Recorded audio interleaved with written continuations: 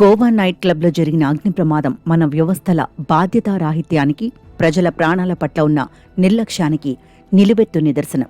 అధికారులు ఏమాత్రం నిబంధనలకు అనుగుణంగా నడుచుకున్నా 25 మంది ప్రాణాలు హరించిన ఈ దుర్ఘటన జరిగేది కాదు.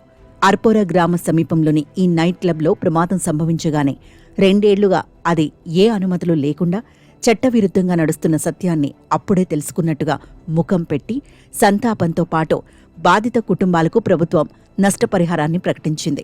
ఈ దేశంలో అక్రమాలు యథేచ్ఛగా సాగిపోతుంటాయి. నేరాలు ఘోరాలు జరగ్గానే ఎప్పటిలాగానే ప్రభుత్వాలు కొత్తగా ఆశ్చర్యపోతుంటాయి. దుర్ఘటనలకు కారణమైన సంస్థలకో, పరిశ్రమలకో, వాహనాలకో అనుమతులే లేవని తేల్చేస్తే తప్పు వాటి మీదకు పోతుందని, ప్రజల దృష్టి మారిపోతుందని ప్రభుత్వాలకు ఓ నమ్మకం.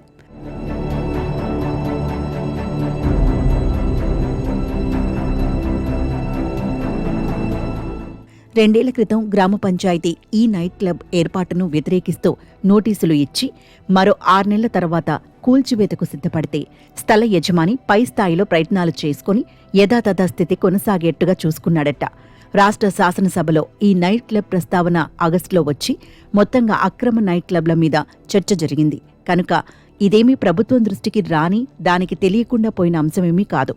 కఠిన చర్యలు ఇప్పుడు హామీ పడుతున్న ముఖ్యమంత్రి ప్రమోద్ సావంత్ 3 నెలల క్రితమే ఆ పని చేసి ఉంటే ఇన్ని ప్రాణాలు పోయేవి కాదు. అడ్డదారిలో ఏర్పడిన క్లబ్ కనుక ఏదీ సక్రమంగా లేకపోయింది.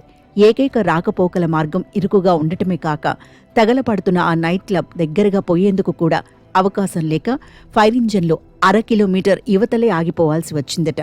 విస్తృతంగా వెదురుగడ్డి ఉపయోగించి తయారు చేసిన పైకప్పును సులువుగా తగలబడే పదార్థాలతో మరింత సుందరంగా ఈ నైట్ క్లబ్ నిర్వాహకులు తీర్చిదిద్దారు. టపాసులు కాలిస్తే తగలబడుతుందన్న భయం, జ్ఞానం వారికి లేవనుకోవాలో, పోతే పోని అన్న నిర్లక్ష్యమో తెలియదు.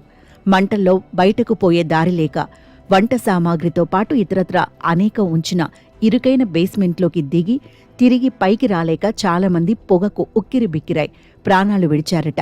మంటలు రేగగానే విద్యుత్ సరఫరా నిలిచిపోవడంతో ఆ చీకట్లో జరిగిన తొక్కిసలాట అధిక ప్రాణ నష్టానికి దోహదం చేసిందని అంటున్నారు.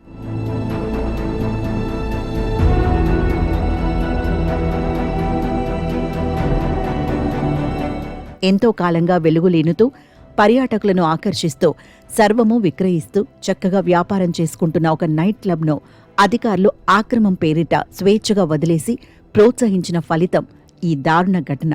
ఎంతటి వారైనా విడిచిపెట్టేది లేదంటూ పాలకుల భీషణ ప్రతిజ్ఞలు, కొన్ని అరెస్టులు, ఆరోపణలు, ప్రత్యారోపణలు ఎప్పటిలాగానే స్క్రిప్టుకు అనుగుణంగా సాగిపోతున్నాయి.